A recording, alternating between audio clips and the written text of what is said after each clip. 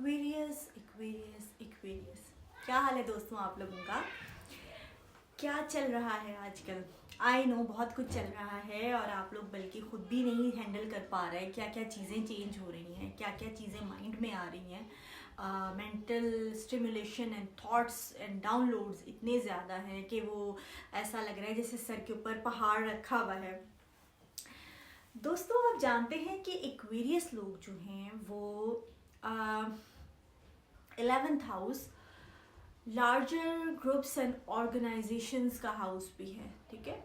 लेकिन एक्वेरियस लोग किसी ऑर्गेनाइजेशन में या किसी ग्रुप में जब जाते हैं तो वहाँ बहुत बड़ी तब्दीली का बाइस बनते हैं। यानी उस ग्रुप में सबसे ज़्यादा जो डिफरेंस कहते हैं ना कि they make the most difference in that group. इस हिसाब से देखा जाए तो ग्रुप के सबसे फाल तो यही मेंबर हुए, बेशक सबसे ज़्यादा पार्टिसिपेट ना करें, लेकिन बज़ाहिर सबसे ज़्यादा पार्टिसिपेट ना कर रहे हो, लेकिन ये ग्रुप को बदलने का बाइस बनते हैं, रेवोल्यूशन का बाइस बनते हैं। लेकिन फिर उस ग्रुप में ठहरते क्यों नहीं? जब मेवा खाने का टाइम आता है, जब पर्क्स एंड प्रिविलेजेस लेने का टाइम आता है, तो एक्वेरियस लोग मूव क्यों कर जाते हैं? उनको रिकॉग्निशन नहीं चाहिए क्या? उनको वैलिडेशन नहीं चाहिए क्या? उनको पर्क्स एंड प्रिविलेजेस नहीं चाहिए क्या? तो दरअसल एक्वेरियस वहाँ ठहर ही नहीं पाते। वहाँ पे ठहरना बहुत मुश्किल होता है। क्या रीज़न है कि एक्वेरियस वहाँ पे ठहर नहीं पाते? दोस्तों, हम सब लोग सर्टन फ्रीक्वेंसीज से रेजोनेट कर रहे होते हैं, वाइब कर रहे होते हैं। तो एक्वेरियस लोगों का किसी भी ग्रुप में शामिल होने का मकसद होता है उस ग्रुप में चेंजिंग करना, रेवोल्यूशन लाना, साइकिल को ब्रेक करना। तो एक्वेरियस का जब ये मकसद हो जाता है पूरा, तो वो फ्यूचर भी देख लेते हैं कि आगे ये फ़ायदा हो रहा है, आगे ये पर्क्स एंड प्रिविलेजेस मिल रहे हैं, यानी साइकिल तो ब्रेक हो गया ना, उन्होंने देख लिया फ्यूचर। तो फिर वहाँ पे रुकने का फ़ायदा नहीं होता। वो सडनली उनकी फ्रीक्वेंसी चेंज हो जाती है, वो डिफरेंट फ्रीक्वेंसी के साथ वाइब करना शुरू हो जाते हैं। जब एक्वेरियस डिफरेंट फ्रीक्वेंसी से वाइब करने लगते हैं, यानी जो फ्रीक्वेंसी का वो ग्रुप होता है, वहाँ पे रहते हुए ही वो ऑलरेडी उस ग्रुप से फ्रीक्वेंसी के लेवल पर अलग हो गए होते हैं। बहुत सारे लोगों के बीच में एक्वेरियस जब मौजूद होते हैं, एक कमरे में मौजूद होते हैं, एक ऑर्गेनाइजेशन में मौजूद होते हैं, आपने नोट किया होगा कि वो सब में रह के भी डिफरेंट क्यों होते हैं? बाज़ाहिर तो कुछ भी डिफरेंट नहीं। एक बहुत बड़ा डिफरेंस होता है उनकी डिफरेंट फ्रीक्वेंसी से वाइब करना। डिफरेंट फ्रीक्वेंसी में वाइब करना में डिफरेंट रियलिटी में रहना भी है, डिफरेंट रेल्म में रहना भी है। तो एक्वेरियस लोग जो हैं वो किसी मुश्किल टाइम का आने से पहले जैसे पता कर लेते हैं, उस तरह से अच्छे टाइम का आने से पहले भी फ्यूचर में देख लेते हैं, खुश हो जाते हैं, सेटिस्फाई हो जाते हैं। तो वो फल खाने के लिए नहीं रुकते, ठीक है। तो एक्वेरियस लोग जो हैं वो डिफरेंट उनकी फ्रीक्वेंसी चेंज हो जाती है। अब जब फ्रीक्वेंसी चेंज हो जाती है तो ये उनके लिए वहाँ पर उस जगह पे रुकना पॉसिबल होता ही नहीं है। डेफिनेट होता है कि वो अपनी फ्रीक्वेंसी के हिसाब से वहाँ से चले जाएं, ग्रुप बदल लें, जगह बदल लें और चेंज हो जाएं। कई दफ़ा होता है, ज़ाहिर है फ्रीक्वेंसी लेवल होता है, अंदर से कुछ बदल गया होता है, सोल लेवल पे कुछ बदल गया होता है, माइंड सेट बदल गया होता है, तो फिर हमारी बॉडी जो है वो बाद में कैचअप करती है। हमारी जो अपीयरेंस है वो बाद में कैचअप करती है, वो अंदर से चेंजिंग आ गई होती है। फिर सडनली एक्वेरियस का आहिस्ता आहिस्ता करके आउटलुक बदलना शुरू हो जाता है, उनका बात करने का स्टाइल बदलने लगता है, उनका जिन लोगों से वो रेजोनेट कर रहे होते हैं, डिफरेंट ग्रुप से, डिफरेंट तरह के फ्रेंड्स से, वो ग्रुप उनका जो पूरा हल्का होता है लोगों का, वो बदलना शुरू हो जाता है। वो पहले चेंजिंग अंदर आ गई होती है और फिर बाकी फॉलो अप हो रहा होता है, उसके साथ सारा कुछ कैचअप कर रहा होता है, पूरा उसका सिस्टम हमारा जो है एक्वेरियस लोगों का, तो वो सारा कुछ बाद में कैचअप करता है। ऐसी तेज़ी से फ्रीक्वेंसी के लेवल पे एक्वेरियस लोग बदल गए होते हैं, माइंडसेट उनका बदल गया होता है कि बाकी जो सारे उनको खुद भी समझ नहीं आती कि ये हुआ क्या है, और फिर वो उससे कैचअप कर रहे होते हैं। उनका जो उनका स्केड्यूल होता है, जो टाइम टेबल होता है सोने जागने का, उनके खाने पीने का, उनका वो सब कुछ बाद में बदलता रहता है, लेकिन पहले एक चेंजिंग तो आ चुकी होती है अंदर से।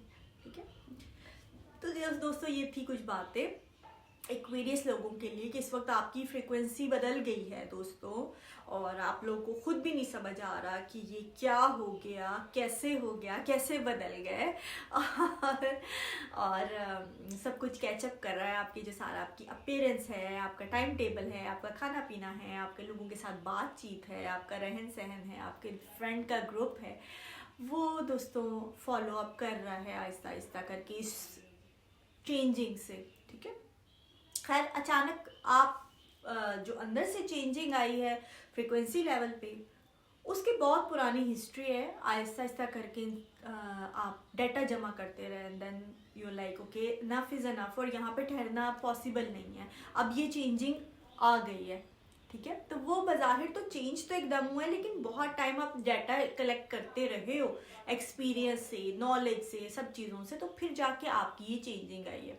सोल लेवल पे चेंजिंग तो ऐसे ही आती है, अगर आप किसी चीज़ पे अनफ श्योर ही नहीं हो तो फिर सोल लेवल पे चेंजिंग तो नहीं आती, फिर तो आपको कन्फ्यूजन होता है, कन्फ्यूजन रहता है।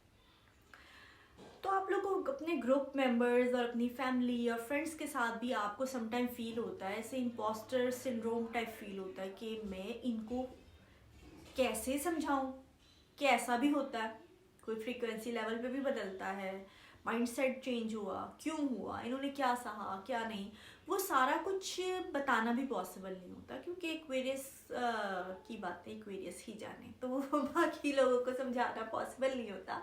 तो इसलिए फील होता है कि क्या कहें, कभी तो ये चुप ही रह जाते हैं, समझाते ही नहीं हैं। उससे भी इनको लगता है कि यार फील होता है कि अच्छा शायद हमने दूसरे हमारे बारे में सोच रहे हैं कि हमने बिट्रे किया, या इनको बहुत हर्ट फील होता है, जाहिर है। लेकिन बहुत टाइम तक रुक के ये सोचना भी पॉसिबल नहीं कि लोग क्या सोचेंगे हमारे बारे में, क्योंकि ये तो मिशन पे है ना, इन्होंने आगे बढ़ना है, आगे अब नई फ्रीक्वेंसीज में इन्होंने मूव करना है, उन फ्रीक्वेंसीज को फील करना है। तो दोस्तों ये टाइम इस तरह का चल रहा है कि आपको दुख है इस बात का, ग्रीफ है कि जगह बदलने का दुख है, फ्रीक्वेंसी बदलने का दुख है, माइंड सेट बदलने का इसलिए दुख है कि कुछ जो साथ वाबस्ता लोग हैं वो आप अब जानते हैं कि वो समझ नहीं पाएंगे, तो इस बात का दुख है कि वो समझेंगे नहीं, और कुछ ना कुछ उनके साथ जो एक डोरी बंधी हुई थी वो कहीं टूट जाएगी। ये नहीं कि आप कता ताल्लुकी होगी या लोगों से मिलना जुलना छोड़ देंगे, लेकिन जो चीज़ें अंडरस्टैंडिंग के साथ हो रही होती है ना, उनमें एक ख़ास तरह की एक डोरी बन जाती है, एक रिलेशन बन जाता है। जब वो अंडरस्टैंडिंग टूट जाती है ना, तो बेशक दो लोग साथ ही रहते हो, जो वो अंडरस्टैंडिंग का जो एक ताल्लुक होता है ना, वो टूट जाता है। तो एक्वेरियस को फिर ये भी फेस करना पड़ता है कि लोग इनकी जो भी चेंजिंग आ रही है इनमें, और इनकी बातचीत और इनका जो नया माइंड सेट है उसको लोग अंडरस्टैंड नहीं करेंगे, और अपने ऊपर प्रेशर भी डालते हैं बहुत ज़्यादा इस बात का कि मैं किन अल्फाज में समझाऊँ, किस तरह से समझाऊँ। लेकिन बहुत ज़्यादा हर चीज़ समझाना पॉसिबल नहीं होता, कुछ चीज़ें जो फ्यूचर की हैं वो आगे चल के समझ आती हैं। अब एक्वेरियस जहाँ पर कुछ इजादात करने की बात है, या कोई इन्होंने इन्वेंशन की, या कोई डिस्कवरी की, या कोई बहुत बड़े लेवल पे एक्वेरियस ने कोई चीज़ साइंटिफिक तरह से कोई चीज़ उन्होंने मालूम की, तो वो आने वाले वक्त में ज़ाहिर है प्रूव हो जाती है, किताबों में आ जाती है, उनको रिकॉग्निशन मिल जाती है। लेकिन एक्वेरियस जैसे कोई हाउसवाइफ है, या कोई इंट्रोवर्ट है, या एक आम हर कोई साइंटिस्ट तो नहीं है, हर कोई इन्वेंटर तो नहीं है ना, हर कोई म्यूजिशियन तो नहीं है, तो वो एक छोटे हर लेवल पे एक्वेरियस अपने काम, अपने जो उनके मिशंस होते हैं वो कर रहे होते हैं। फैमिली लेवल पे भी ये साइकिल ब्रेकर होते हैं, और एक्वेरियस शायद जो अपने बचपन के दौर में जो मिलेनियल्स हैं एक्वेरियस, वो कहते होंगे कि बच्चों को पेरेंट्स से मिस्टेक हो तो पेरेंट्स को सॉरी बोलना चाहिए। उस टाइम तो कॉन्सेप्ट ही नहीं था, हम सोच भी नहीं सकते थे कि पेरेंट और सॉरी बोले, बहुत सारी जो वुंड्स हैं, बहुत सारी जो ट्रोमाज हैं, जो थेरेपिस्ट के पास, अब जो इतना ज़्यादा थेरेपिस्ट के पास लोग जा रहे हैं, थेरेपी करवा रहे हैं और सारा कुछ, वो सारा कुछ होता ही ना सिर्फ एक लफ्ज़ जो बहुत गहरा लफ्ज़ है और बहुत ही मरहम रखने वाला लफ्ज़ है, वो है सॉरी। तो पेरेंट्स का तो सवाल ही पैदा नहीं होता। अब एक्वेरियस क्योंकि इमोशंस पे बात करना चाहते हैं, ये इमोशंस को डायसेक्ट करते हैं और इमोशंस को एनालाइज करते हैं, तो एक्वेरियस बच्चे इमोशंस पे बात करना चाहते थे और चाहते थे कि इनको एक इमोशनल बीइंग समझा जाए, they have feelings, they have emotions, और उनको रिस्पेक्ट मिलनी चाहिए एज ए ह्यूमन बीइंग और सारा कुछ। और वो पिछले मिलेनियल्स और उससे पहले की जनरेशन्स में तो ये चीज़ें थी नहीं। अब वो बच्चे जो उस टाइम मिलेनियल्स अपने बचपन में बात करते थे, अब वो हो रहा बड़ा नॉर्मल है। लेकिन उस टाइम इन्होंने ऐसा सोचा, तो सोचा क्यों?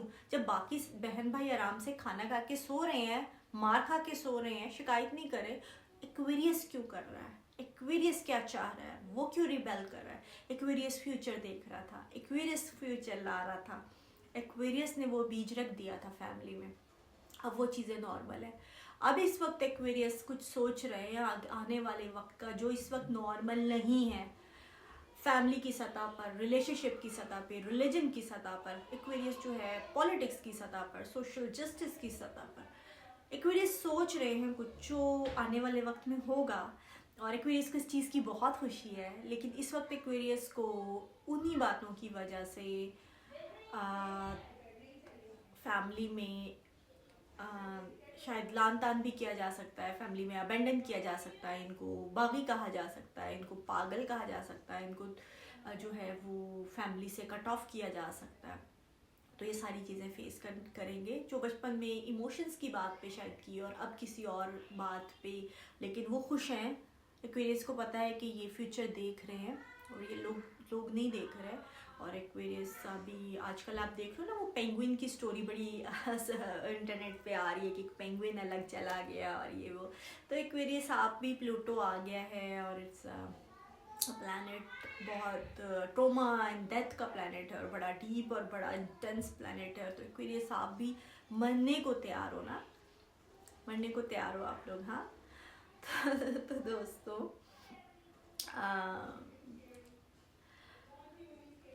तो ये है एक्वेरियस का इस तरह का टाइम। दोस्तों एक और चीज़ मैं सोच रही थी कि अभी पाकिस्तान में कितने टाइम के बाद लाहौर में दोबारा बसंत मनाई जाएगी, जो जैसे मकर संक्रांति होता है या वो जो उसमें काइट फ्लाइंग की जाती है, तो वो काफ़ी टाइम के बाद पाकिस्तान में रिवाइव हो रहा है। तो अभी मैंने एक वीडियो भी बनाई थी जुपिटर इन पुनर्वासुकी की चीज़ें रिवाइव हो रही हैं। तो वो भी एक रिवाइव जो है वो मेरे जहन में कल आ रहा था कि अब एक्वेरियस में यानी 11th हाउस में जब इतने सारे प्लैनेट आ रहे हैं तो वहाँ पे खूबसूरती भी है वीनस की, और मरकरी के जो है वो हैंड आई कोऑर्डिनेशन और हाथों से जो स्किल्स होते हैं हमारे वो भी हैं। और इतने प्लैनेट्स हैं 11th हाउस में जो कि एयर का हाउस है, एयर एलिमेंट का हाउस है। तो एक्वेरियस में तो फिर जाहिर है गुड़ियाँ पतंगे तो उड़ेंगी और बसंत का रिवाइव भी होगा। फिर ये देखिए कि मकर संक्रांति, जो मकर यानी कैप्रिकॉर्न और एक्वेरियस के बीच का होता है, यानी कि कैप्रिकॉर्न से एक्वेरियस की तरफ जा रहे होते हैं। तो तब ये काइट फ्लाइंग फेस्टिवल या बसंत हम लोग कहते हैं पाकिस्तान में। तो देखा जाए तो एक अर्थ एलिमेंट से चीज़ एयर एलिमेंट में जा रही है, तो गुड़ियाँ जो उड़ाने का जो सारा होता है वो भी देखा जाए। वैसे तो उसका एक अपनी माइथोलॉजी है, रिलीजियस भी चीज़ है इसमें इंडिया में, और हम लोग भी एक कल्चरल चीज़ है पाकिस्तान में जो काइट फ्लाइंग करते हैं। लेकिन ये मैं एस्ट्रोलॉजिकल अगर इसको देखूँ तो ये एक अर्थ साइन से एक एयर साइन में चीज़ जा रही है, यानी कि आप एक ज़मीन से आप एक खड़े होकर एक पतंग बना उड़ा रहे हो पकड़ के, और उसको आप एयर में और आसमान में भेज रहे हो। तो ये कितने मज़े की चीज़ है। और ये जो है टाइम इस तरह का है। यहाँ पे तो खैर अमेरिका में बहुत ज़्यादा स्नो फॉलिंग हुई है, यहाँ तो अभी कोई बहार की दूर दूर तक आमद नहीं है, जो बहार की भी एक इंडिकेशन होती है पाकिस्तान में। तो क्या जश्न बहारा है और बसंत है और ये वो सारा। तो यहाँ पे तो खैर बहुत, अमेरिका में तो भी जो है स्टॉर्म आया हुआ है, स्नो स्टॉर्म, और बहुत सर्दी है। लेकिन अल्हम्दुलिल्लाह अच्छा है, स्नो देख के भी अच्छा फील हो रहा है, अल्लाह का शुक्र है। सब अल्लाह ताला सबको हिफ्ज़ व अमान में रखें। तो चलें दोस्तों, नेक्स्ट किसी वीडियो के साथ आपकी खिदमत में हाजिर होंगी, तब तक के लिए अल्लाह हाफिज़।